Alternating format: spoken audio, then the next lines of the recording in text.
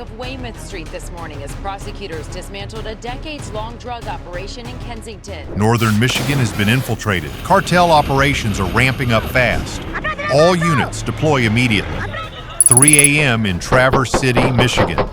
Sinaloa is overwhelming whole communities. FBI and DHS agents storm the Port Director's office. Covert nighttime unloading sites. Casinos washed millions in dirty cash.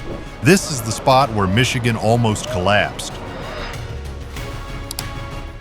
3 a.m. in northern Michigan. What started as a standard container check at the port of Traverse City instantly turned into the most terrifying maritime security breach Michigan has ever seen. FBI and DHS agents cracked open a box flagged for fast-track clearance and stared at pure death. 200 kilograms of fentanyl, 500 kilograms of methamphetamine, and 62 kilograms of heroin. Enough poison to annihilate entire cities. Tucked away among the narcotics sat a heavy-duty GPS jamming device, the kind that erases cartel boats from Coast Guard radar entirely. Each crate carried the clear emblem of the Sinaloa cartel, yet the true bombshell hid in the documents. Every signature, every permit, every clearance code traced straight back to a single name: Port Director Dana Whitford. Federal teams hit her office in under 10 minutes.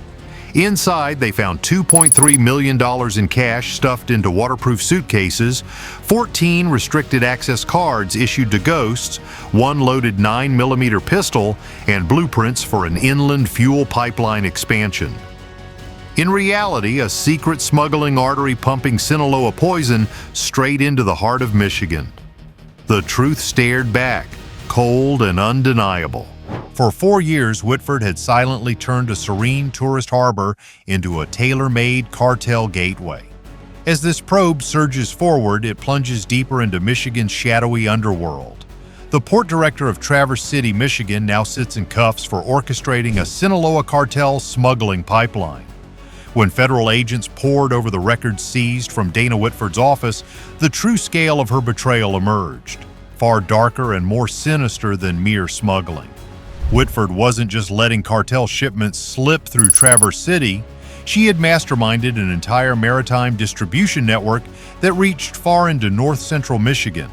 Over her 4-year overhaul of the port's shipping timetables, she established 4 hidden receiving zones along Grand Traverse Bay, secluded, unmonitored stretches where cartel loads could be offloaded under the cover of night with virtually zero scrutiny. These locations matched Coast Guard logs perfectly, revealing suspicious vessel movements and unexplained maintenance lights flickering along the shoreline at odd hours. The bribery trail sharpened the picture even more. Federal interviews confirmed that Whitford paid monthly bribes to several Coast Guard officers, securing Sinaloa vessels a private fast lane, a clearance channel reserved exclusively for emergency or high-priority maritime traffic. Investigators uncovered that some vessels received approval in less than 7 minutes, completely sidestepping inspection protocols that typically require hours. Yet the most chilling discoveries emerged not from the port itself, but from the surrounding communities. Drug distribution maps exposed a direct pipeline connecting Whitford's shipments to 7 high schools scattered across northern Michigan. Teachers reported a sharp rise in meth and counterfeit pills among students, some as young as 15. Local dealers told undercover agents that the northern stuff was cheap, potent, and always available. At the same time, Traverse City had quietly become a staging point for out-of-count drug rehabilitation inmates, a policy loophole that left the region flooded with untreated addiction and vulnerable individuals who were quickly targeted by local distributors. This is no longer just a smuggling route. It is a deliberate structural collapse orchestrated from inside the port and permitted to metastasize through neighborhoods, schools, and whole towns. Before we dive into the ratings, drop a yes in the comments to keep going. Subscribe now so you catch the instant this vast network comes crashing down. By the time agents completed charting the sprawling web of sites linked to Dana Whitford's operation, one stark conclusion became utterly inescapable. Northern Michigan had been infiltrated from the beaches to the deepest inland woods. Over 41 sites, Warehouses, boathouses, fishing cabins, storage yards, even derelict motels were all tied directly to her maritime pipeline. Federal command realized they couldn't take them down piecemeal. They needed one massive coordinated sweep. At 2:30 a.m., deep inside a lockdown FBI command center in Traverse City, the final order rang out. Initiate Operation Northern Breakwater. In seconds, 620 agents from the FBI, DHS, and DEA flooded toward waiting vehicles staged across Petoskey, Alpena, Menominee City, and the entire Grand Traverse area. What had been a silent night along the lakefront exploded into a tempest of pulsing blue lights, armored convoys thundering down dark roads, and helicopter blades carving through the icy November sky. The first strike team hit a waterfront warehouse just south of Clinch Park, the prime suspected drop point for Whitford's fast lane vessels. As agents blasted through the steel doors with breaching charges, the inside exploded into pandemonium. Sinaloa spotters darted frantically among towering stacks of fishing crates, squeezing off wild shots toward the breach. Flashbangs ripped open with blinding white bursts, flooding the space as tactical teams pressed forward in Loctite formation. In mere minutes, agents seized 112 sealed packages primed for street distribution.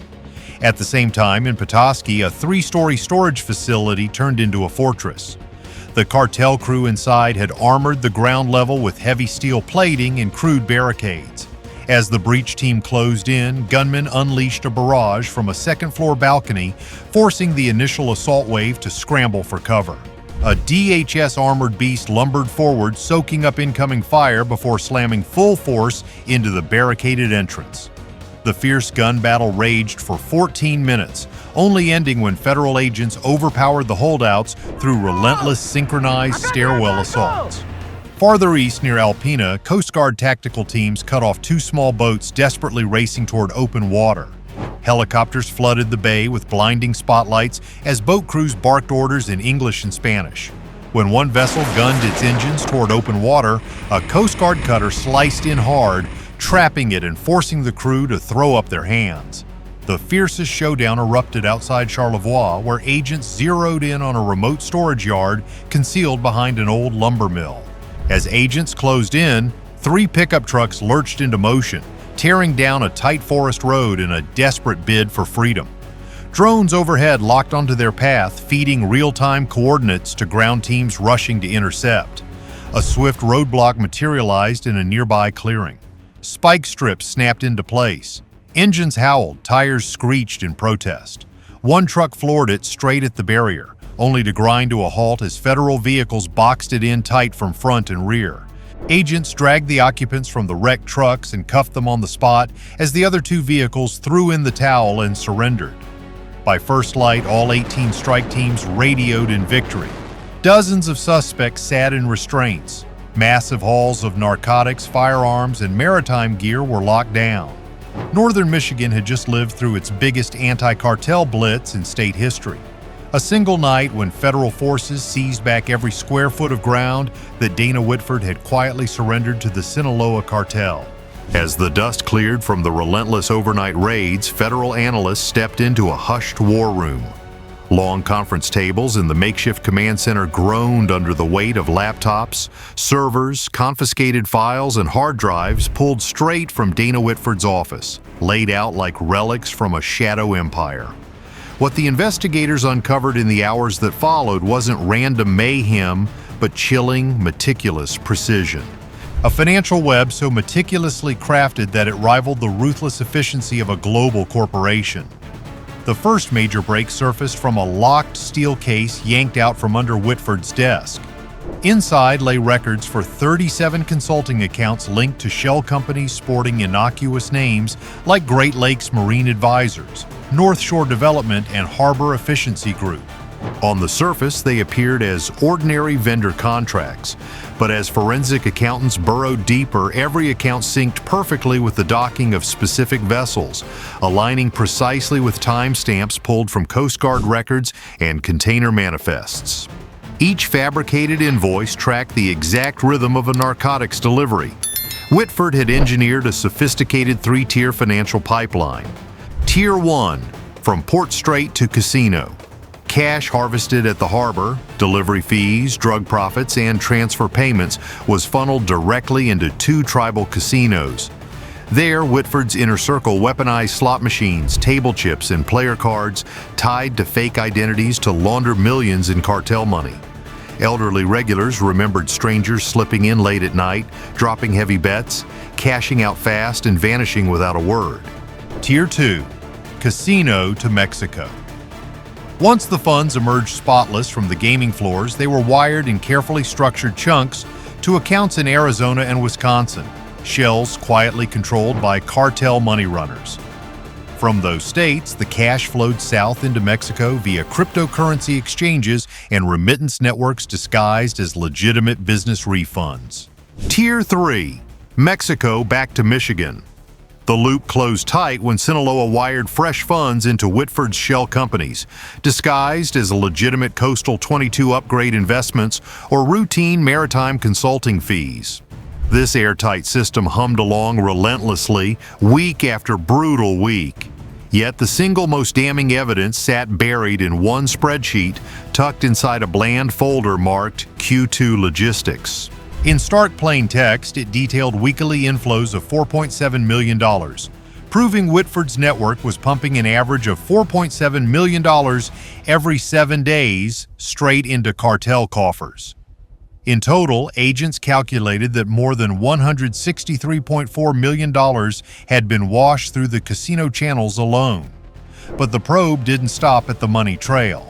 Analysts unearthed a second trove of files, internal memos, encrypted chat logs, and Coast Guard clearance requests that exposed how Whitford paid $12,000 per month to 3 identified Coast Guard officers in exchange for unhindered passage of suspicious vessels.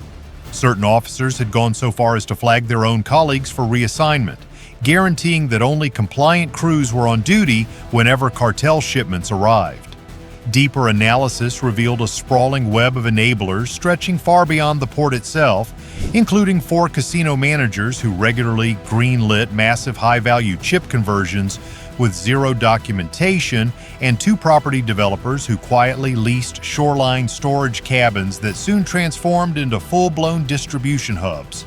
The evidence painted a crushing portrait. This wasn't simple corruption, it was outright financial colonization. A cartel-orchestrated seizure of northern Michigan's economy, with Whitford as its master architect. What started at the port had spread quietly and relentlessly into the region's banks, casinos, real estate developments, and entire maritime backbone. Federal agents finally grasped the grim reality. They weren't just dismantling a smuggling ring. They were ripping apart the economic powerhouse of a cartel mini-state that had been stealthily erected along the shores of Lake Michigan. While financial specialists hunted down the money laundering engines Whitford had so cleverly designed, a separate investigative team received a far more urgent assignment. Assess the devastation Whitford unleashed. What investigators revealed in the following 48 hours went far beyond ordinary crime. It was a full-scale regional unraveling, a creeping erosion of northern Michigan's social foundation that had slipped under the radar for years. The earliest warning signs surfaced in public health records. Overdose calls throughout the Grand Traverse area had skyrocketed 310% in just 3 years. The surge wasn't confined to city hubs. It ripped through sleepy lakeside villages, remote rural schools, and peaceful retirement enclaves. EMS crews recounted rushing to overdoses in gas station restrooms, empty parking lots, even deserted fishing piers. Spots that had never known this kind of horror before Whitford took control. Investigators finally understood why her shipments never lingered at the port. They spread outward through a vast network of local dealers who had silently rooted themselves in 27 small towns across northern Michigan. These players, some desperate addicts, others cold opportunists, functioned as microhubs, pushing methamphetamine, fentanyl, and counterfeit pills outward with ruthless, unprecedented velocity. In interviews, several dealers admitted that the northern supply was so overflowing they could slash prices to lows unmatched anywhere else in Michigan. But the most gut-wrenching revelation emerged from the schools. 7 high schools stretching from Traverse City to Gaylord suddenly faced relentless waves of drug crises. Teachers confided to federal agents that pills landed in students' hands as effortlessly as energy drinks. Principals described hallways where lockers reeked of sharp chemical fumes. Parents spoke of kids who spiraled into addiction before anyone even knew what they had swallowed. These were the poisoned fruits of Whitford's hidden maritime pipeline. At the same time, the region reeled under a second silent crisis, a massive influx of drug rehab inmates quietly relocated from out-of-county facilities, part of a policy meant to ease prison overcrowding in other counties. Whitford's network preyed ruthlessly on this vulnerable influx. Many of these freshly released individuals lacking stable homes or support were swiftly dragged into the local drug machine, recruited as runners, decoys, or cash mules in the casino money laundering loop. Some were paid not in cash, but in product, igniting an even fiercer surge in addiction across the region. Small businesses bore the brunt as well. Convenience stores and motels lining the highway corridors buzzed with suspicious nighttime traffic tied directly to Whitford's distribution web. Several lakefront vacation rentals had been quietly repurposed into short-term stash houses. Neighbors later confessed they had chalked up the odd comings and goings to ordinary seasonal tourists. In reality, they were watching the silent emergence of a cartel-dominated logistics stronghold. Even local law enforcement found itself stretched to the breaking point. The conclusion drawn by federal agents was profoundly grim. Northern Michigan hadn't fallen to corruption by chance or oversight. It had been deliberately undermined, systematically gutted from the inside by a port director who wielded her position to remold the region's economy, its schools, its rehabilitation programs, and its quiet coastal communities. Whitford hadn't merely trafficked narcotics, she had engineered the destabilization of an entire region, eroding one town, one neighborhood, one life at a time. That unified portrait exposed a truth almost too staggering for a serene corner of America. An entire cartel ecosystem had deeply embedded itself here, all orchestrated by one port director. Drawing from field reports and forensic breakdowns, agents pieced together the complete rise of Whitford's empire. It started subtly, hidden behind a routine fuel line expansion project that quietly concealed the birth of a dedicated smuggling artery. What initially appeared to be isolated criminal events, overdoses, violent clashes, and sudden surges in cash flow were actually signs of a larger concealed operation. The aftermath of Operation Northern Breakwater spread throughout the state within hours.